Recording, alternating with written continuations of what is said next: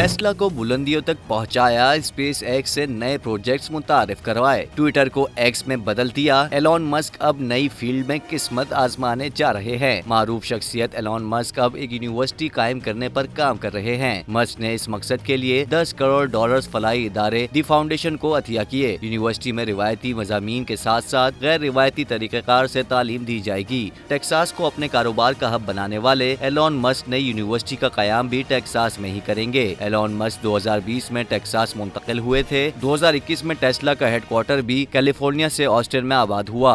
Space x का आजमाइशी मरकज भी Texas में ही काम कर रहा है।